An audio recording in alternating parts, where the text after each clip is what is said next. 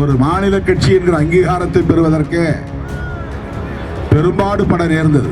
சில பேர் 50-60 வயசு வரலும் சினிமாவில் நடிச்சு புகழை தேடி, பொருளை தேடி, சுகத்தை தேடி, தேவையான அளவுக்கு சொத்து சேர்த்து வைத்துக் கொண்டு காலாவதியான காலத்தில் அரசியலுக்கு வந்து அதிகாரத்தையும் கைப்பற்றுகிறார்கள். உடனே கட்சியை தொடங்கலாம், அடுத்து ஆட்சிக்கு போகலாம். மத வெறிபிடித்த கும்பல் நமக்கு எதிரான அவதூறுகளை தொடர்ந்து பரப்பிக் கொண்டிருக்கிறார்கள்.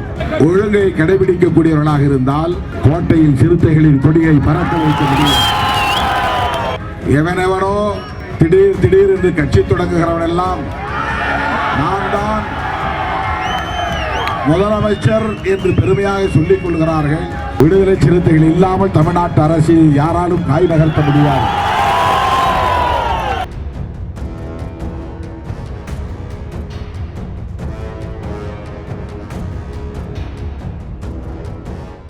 பத்து வருஷம் தேர்தல் அரசியல் வராமல் மொத்தத்தில் 35 ஆண்டுகள் ஒரு மாநில கட்சி என்கிற அங்கீகாரத்தை பெறுவதற்கு பெரும்பாடு பட நேர்ந்தது. சில பேர் 50-60 வயசு வரலும் சினிமாவில் நடிச்சு புகழை தேடி, பொருளை தேடி, சுகத்தை தேடி சொகுசாக வாழ்ந்துவிட்டு இளமை காலத்தை எல்லாம் சொகுசாக கழித்துவிட்டு தேவையான அளவுக்கு சொத்து சேர்த்து வைத்துக் கொண்டு காலாவதியான காலத்தில் அரசியலுக்கு வந்து அதிகாரத்தையும் கைப்பற்றுகிறார்கள். அவங்க ஊர் ஊரா இப்படி போய் அலைய வேண்டியதில்லை, ஊர் ஊரா போய் கொடியேற்ற வேண்டியதில்லை, ஊர் ஊராய் போய் மக்களை சந்தித்து பேச வேண்டியதில்லை. உடனே கட்சியை தொடங்கலாம், அடுத்து ஆட்சிக்கு போகலாம். ஆனால் என்னுடைய இளமையை முழுமையாக தொலைத்து தூங்க வேண்டிய நேரத்தில் தூங்காமல், சாப்பிட வேண்டிய நேரத்தில் சாப்பிடாமல், வாழ வேண்டிய நேரத்தில் வாழாமல், ஓய்வென்றால் என்னவென்று தெரியாமல், உறக்கம் என்றால் தேவையான நேரம் உறங்காமல், பொழுதுபோக்கு என்றால் தெரியாமல் சினிமாவுக்கு போனதில்லை, பீச்சுக்கு போனதில்லை, பொழுதுபோக்கில் கலந்து கொண்டதில்லை, விளையாட்டில் பங்கேற்றதில்லை, லீவு நாள் என்று சனி ஞாயிறிலே ஓய்வெடுத்ததில்லை, குடும்பத்தோடு கோடை வாசஸ்தலம் போய்விட்டு வருவோம் என்று போனதில்லை, குடும்பத்தோடு வெளிநாட்டுக்கு போய்விட்டு 10 நாள் சுற்றிவிட்டு வருவோம் என்று சுற்றியதில்லை, விரும்பிய உணவகங்களுக்கு போய் நல்ல நாக்குக்கு சுவையாக சாப்பிடலாம் என்று சாப்பிட்டதில்லை, கிடைக்கிற கஞ்சியை குடித்து கொண்டு ஒரு நாளைக்கு 3 மணி நேரம் 4 மணி நேரம் உறங்கி 35 ஆண்டு காலம் பாடாய்பட்டு அரும்பாடுபட்டு வாழ்க்கையை முழுமையாக தொலைத்து இந்த இடத்தை அடைந்திருக்கிறோம். ஒரு மாநில கட்சி என்ற அங்கீகாரத்தை பெறுவதற்கு இவ்வளவு பெரிய இழப்பை சந்தித்துதான், வாழ்வை தொலைத்துதான் இந்த இடத்தை எட்டி பிடிக்க முடிந்தது. அப்படி இருந்தும் நம்முடைய வளர்ச்சியை பொறுக்காத சாதி வெறி பிடித்த கும்பல் நம்முடைய கொடிக்கம்பத்தை வெட்டி சாய்க்கிறார்கள்.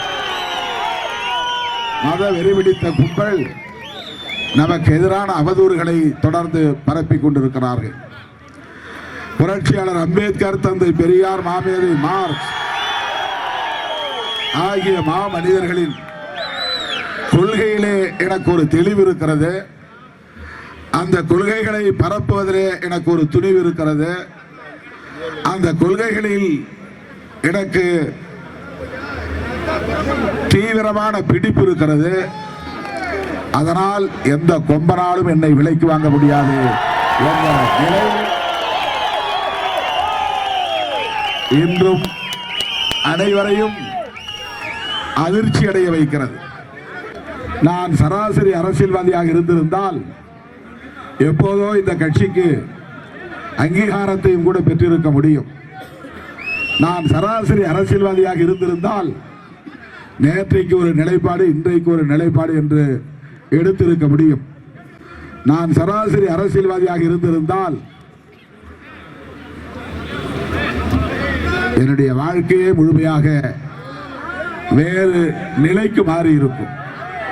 ஆனால் நான் 1990 இந்த இயக்கத்தின் தலைமை பொறுப்பை ஏற்ற போது என்ன மனநிலையில் இருந்தேனோ, எப்படிப்பட்ட வாழ்க்கை வாழ்ந்தேனோ, அதே இன்றைக்கு 35 ஆண்டுகளுக்கு பிறகும் நான் பின்பற்றுகிறேன். அந்த வாழ்க்கையிலேயே பயணிக்கிறேன். 3 முறை நான் நாடாளுமன்ற உறுப்பினராக தேர்ந்தெடுக்கப்பட்டிருக்கலாம். ஆனால் ஒரு நிமிடம் கூட எனக்கு எம்பி என்ற எண்ணம் வந்ததே இல்லை. அதை நான் யாரிடத்திலும் பெருமிதமாக சொல்லிக் கொண்டதும் இல்லை. அதிகாரிகளிடத்தில் கூட நான் எம்பி பேசுகிறேன் என்று ஒரு நாளும் நான் பேசியதில்லை. விடுதலை சிறுத்தைகள் கட்சியின் தலைவர் திருமாவளவன் பேசுகிறேன் என்னை நான் அடையாளப்படுத்திக் கொள்கிறேன். பதவி பவிசிலே எந்த ஈர்ப்பும் எனக்கு இருந்ததில்லை, இனியும் இருக்கப் போவதில்லை. ஏன் இதை சொல்லுகிறேன் என்றால், நீங்கள் மட்டும் நான் சொல்லுவது போல் கட்டுப்பாடாக இருந்தால், ஒழுங்கை கடைபிடிக்கக்கூடியவர்களாக இருந்தால், நான் விரல் நீட்டுகிற திசை நோக்கி ஒற்றுமையாக நீங்கள் செயல்படக்கூடிய நிலை இருந்தால், கோட்டையில் சிறுத்தைகளின் கொடியை பறக்க வைக்க முடியும். என்னால் ஓங்கி சொல்ல முடியும், என்னால் உரத்து சொல்ல முடியும். சில பேர் கேட்கிறார்கள், எவனெவனோ திடீர் திடீர் என்று கட்சி தொடங்குகிறவன் எல்லாம் நான் தான் முதலமைச்சர் என்று பெருமையாக சொல்லிக் கொள்கிறார்கள். நீங்கள் ஏன் சொல்ல தயங்குகிறீர்கள்? உங்களுக்கு என்ன தயக்கம்? ஏன் அப்படி சொல்ல மனமில்லை என்றெல்லாம் பத்திரிகையாளர்களின் இடத்திலே பல முறை கேட்டிருக்கிறார்கள். முதலமைச்சர் பதவி என்பது மக்கள் பார்த்து தருகிற ஒன்று. அது ஒரு கட்டளை, அது ஒரு பதவி அல்ல.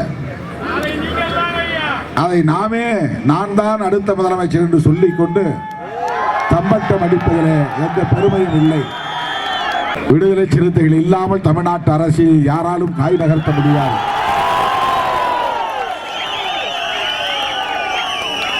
இது என்னுடைய கர்வம் அல்ல, காலத்தின் கட்டளை. இது நான் கர்வத்தோடு பேசவில்லை. ஆனால் காலம் அப்படி ஒன்றை தீர்மானித்திருக்கிறது. சிறுத்தைகள் இல்லாமல் தமிழ்நாட்டில் அரசியல் நடக்காது, காய்களை நகர்த்த முடியாது என்பதை இந்த 35 ஆண்டு காலம் நாம்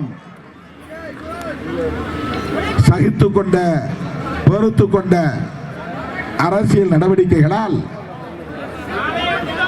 இந்த நிலையை காலம் தீர்மானித்திருக்கிறது, காலம் உருவாக்கி இருக்கிறது. 2026 யார் முடிவெடுக்க போகிறார்கள்? அந்த தேர்தலில் எத்தகைய முடிவு, யாருடைய முடிவால் நிகழப்போகிறது என்பதை இன்றைக்கு அரசியல் வல்லுநர்கள் எல்லாம் உற்று நோக்குகிற ஒரே இயக்கம் விடுதலை சிறுத்தைகள் கட்சிதான். விடுதலை சிறுத்தைகள் கட்சி எடுக்க போகிற முடிவுதான் 2026 தேர்தலை தீர்மானிக்க போகிறது என்பது அரசியல் வல்லுநர்களின் நம்பிக்கையாக உள்ளது. இதற்கு இன்னும் வலு சேர்க்க வேண்டுமானால் நாம் கட்டுப்பாடு உள்ளவர்களாக, அரசியல் தெளிவுள்ளவர்களாக, ஒரு தலைமையின் கீழ் கட்டுப்பட்டு செயல்படக்கூடியவர்களாக, அதை நடைமுறைப்படுத்தக்கூடியவர்களாக நம்மை தகுதிப்படுத்திக் கொள்ள வேண்டும். உலகம் முழுவதும் எல்லோரும் கேட்கிற, சமூக ஊடகங்களின் வாயிலாக கேட்கிற ஒரு சூழல் இருப்பதனால் நான் ஒட்டுமொத்தமாக தமிழ் சமூகத்தின் முன்னால் பேசிக் கொண்டிருப்பதாக எண்ணிக்கொண்டேதான் பேசுகிறேன். இதுபோன்ற செய்திகளை மேலும் தெரிந்து கொள்ள எங்களது யூடியூப், ஃபேஸ்புக் மற்றும் ட்விட்டர் ஆப்களை சப்ஸ்கிரைப் செய்யவும்.